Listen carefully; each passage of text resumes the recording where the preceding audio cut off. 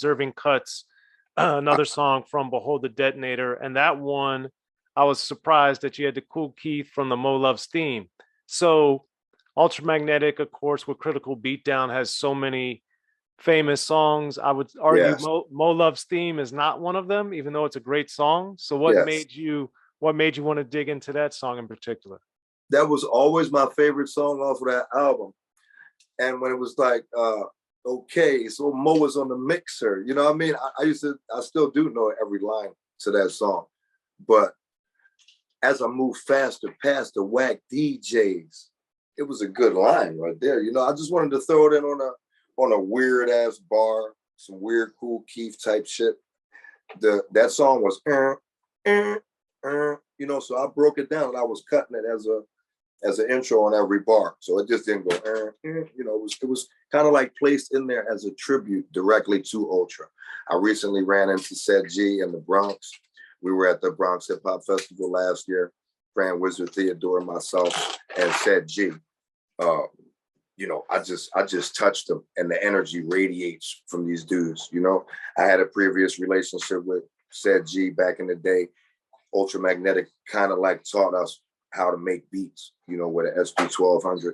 Again, people that come into your life for only maybe a season and they pass you something.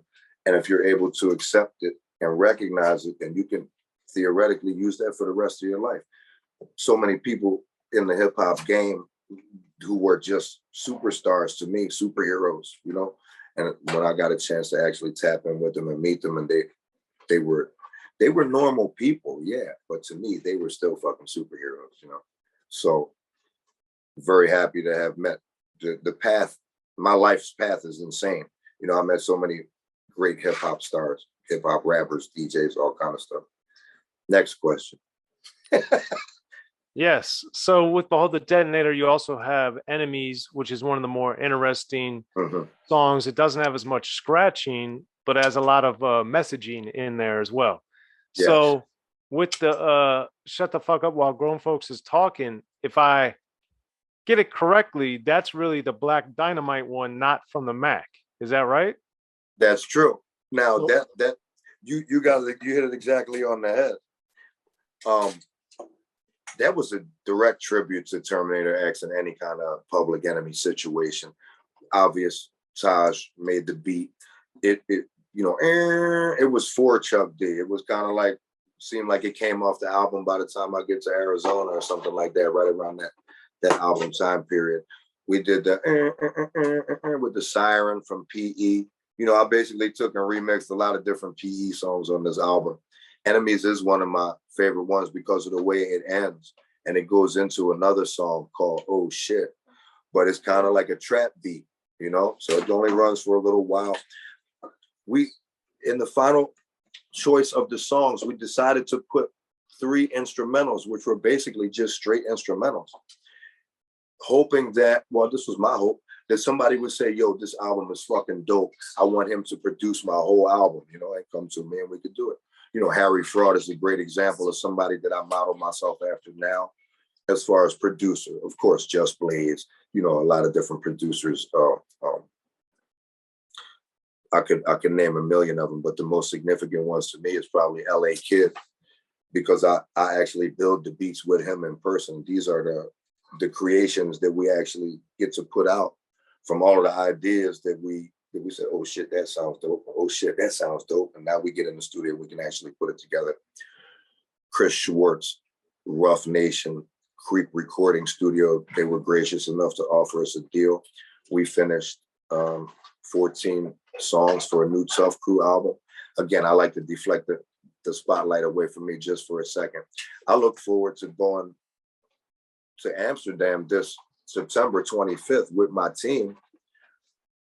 I wouldn't really want to go by myself. I wanted to share it with the people that I made the song with, you know? So a lot of stuff that's happening in my life right now is like fucking bucket list items, you know? So I got to take time to just recognize them while I'm on the screen, you know? I left my ego at home today.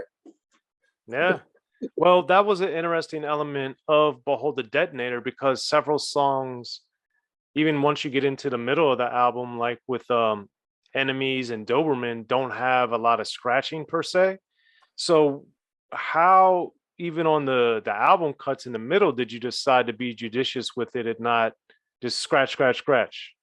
Yeah, that's a great question because I learned something. Somebody said about jazz musicians letting the song breathe. Somebody told me that it was just as important for there to be a lull, somewhat of a lull in the music, instead of 5 million miles an hour. And I believe that person was Jason Zotos.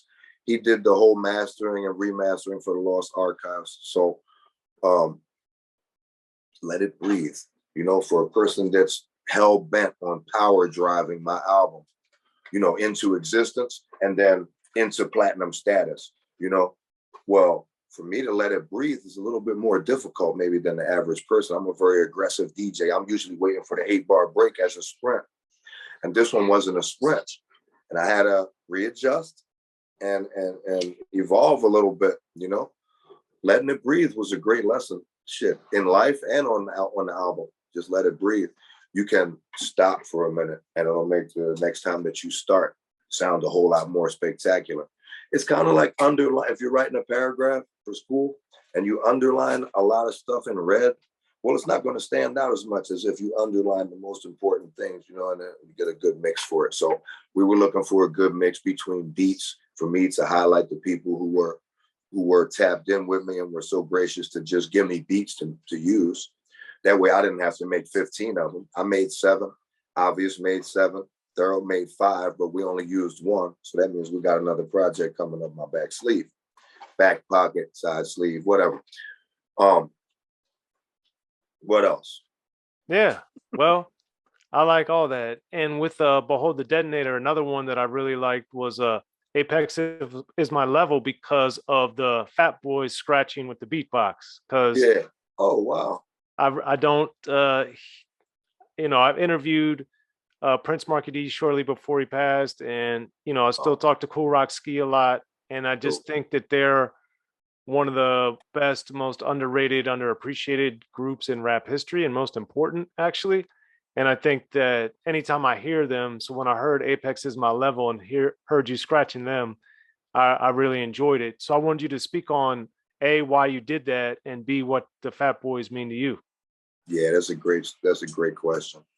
The Fat Boys, you know, I watched Crush Groove as a kid, you know, as a teenager, and they were like the commercial stars of Crush Groove. Basically, everybody else was, the Fat Boys were the marketing aspect for Crush Groove, basically, you know, maybe unintentionally. But Lightning Rich and myself and all of the early DJs used to cut human beatbox, stick them. It was good when you cut it. You know, you could sound good. Sometimes, regardless of what you did with it, it was a crispy sound to chop. We discovered that early on, and then other parts of the record we used to do tricks with it. So it would be like, you know, turning the up and downs or the crossfaders over to kind of make it be different. Lightning Rich did a famous set in Philly at a club called the Blackout, where he was like going back to back and making it breathe. So it was always big to me. Other DJs used to use the first, you know, make a beat out of the Fat Boys joint because it was a nice, you know, really bassy bass that he was doing. Even there, you have the room to breathe. There was room in those songs to enable you later to do that. Ironically, yes. Sorry for interrupting, but continue. No, it's cool. Those were famous breaks, like on a Serato today. That would be a cue point that somebody would make. For us, it was come on, beat, box to play, 1, 4, me. You know, so that was a famous scratching joint. I didn't know that you would even notice that was in there. I had kind of forgotten about it, but I wanted to do layered cuts throughout the album and observing. I mean, Apex is my level was the closest I could come to really, you know, Chuck D. You know, I wanted to scream Chuck D's name as much as possible on this album because I'm grateful, you know. Again, he was always one of the biggest influences early on. just as far as my son is distracting me right now. That's why I'm losing spot in that. It's all good. Yeah. Well, with Behold the Detonator, you also have the B.A.N song or B.A.N song. And the thing that I wanted you to talk about on there is I always find it interesting with DJs how they pick the instruments, because on that one you're scratching like horns. So for you as a performer, how do you or what do you get differently out of scratching a horn versus a drum versus a guitar? Like, how do you feel differently, act differently, musically, execute things differently? So that horn gave me a musical instrument to play in the song "B.A.N" that you're talking about. The snare, what I cut was burner, and then it was a horn. And this is from, Ice Cube used it, a few other people used it. It's called Trouble Man. I remember the artist at the moment. Trouble Man. T stands for trouble is actually what it's from. Cutting a snare, some of the stuff that I would do, I would just put the beat on and then start scratching the snare. That one, for example. Now, maybe I wasn't going to keep any of that snare. I was just kind of practicing, but I kept it on the track. And then on the second track, well, now I had whatever I picked out that was going to be the hook. For example, on that one, it says, it says bitch ass nigga. So I'm scratching, bit. That's a Beanie Siegel line directly out of the movie State Property. So it's kind of like a diss track. I wanted to big up Beans. A few of the other songs, I big up ARF, Smith and Wesson. B.A.N was running a little bit long, so me and Thorough went back in and we condensed it to make every song be 3 minutes. Most of the songs on this album was like 6 minutes long. And we had to go in and take 16 bars out here. And at the end, shorten it to get them to all be like around 3 minutes, because nobody's really in 2022 listening to a 6-minute song. Well, for sake of discussion, though, I, as somebody that loves listening to music, have never minded if a song is super long. And, Fat Boy songs used to be long. A lot of songs used to be long. So what made you not even once or twice just be like, you know what, let's make this one 7 minutes, or let's make this one 5.5 minutes? Here's the real answer. They told me 18 minutes aside for wax. Maximum I can go is 20 minutes aside for wax. Now it was a debate on which ones do I want to drop, or can we go back in and shorten each one just a little bit to be able to fit songs like Enemies, which was one of the last ones that might not have gone on there had we not shortened it. B.A.N was very long. The My Part of Town instrumental, which you didn't get to yet, which is a whole Declaration of Independence in itself, that was longer as well. The guitar clip at the end of My Part of Town instrumental, it's called Official DJ Edit, is one of the dudes from Linkin Park playing that sample. He played that sample like 14 years ago, and I kept the sample from broken computer to cloned hard drive and all of that. And then it mysteriously popped up while we were doing it. When I went and got all of the My Part of Towns that I had. It's like more than 55 versions of My Part of Town, at least on my laptop. And, we were able to take stuff that I had wanted to use for so long and actually use it. Not to change the subject, but one song that I did on there is called Crack House Phoenix. And it samples Smith and Wesson. I'm cutting a sample from Smith and Wesson. We ain't got love for none of y'all, mother. And the beginning of it is a sample from Oz, HBO series about prison in Oswald State Penitentiary. And it says, you're going to be like the phoenix, rising from the ashes of a crack house. Now, that used to be only a goal. The ceiling was high. For me to get clean, it seemed like a high ceiling to me. Looking at it now, I'm standing, the floor is now what used to be the ceiling.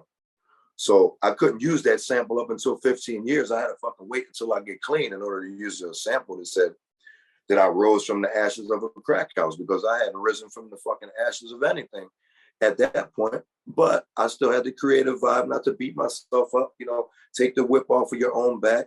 But don't forget about where you came from and how easy it is to fall back into old habits. There's so much stuff that's been presented to me as gifts in hip hop, which is like my number one love. You know, I don't have time to worry about what's wrong because there's so much stuff that's going right. And that's a big switch for me. You know, your perspective, all of our perspectives as human beings can be redirected, and it makes our lives a whole lot fucking easier.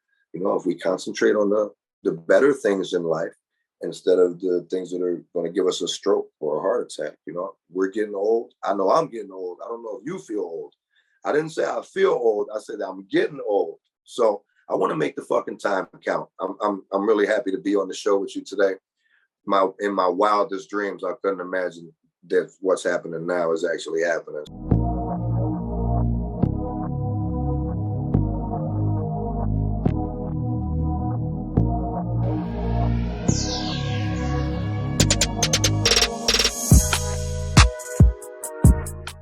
In the beginning, hip-hop was ruled by the East Coast. Then the West Coast rose to prominence, thanks to gangster rap. Straight out of Compton, crazy motherfucker named Ice Cube. Hip-hop changed the world. Gangster rap changed the narrative. I'm representing for the gangsters all across the world. And then changed the world again. Cause I'll come and take your life away. The history of gangster rap features unheard stories, unseen photos and documents, all with exclusive interviews from the founders and players who shaped gangster rap. I think a real gangster rapper has to scare you a little bit. The history of gangster rap written by veteran rap journalist Soren Baker. In stores now. Yo, what up? This is DJ Quick. Be sure to pick up my homeboy Soren Baker's book, The History of Gangster Rap, if you really want to know what we do.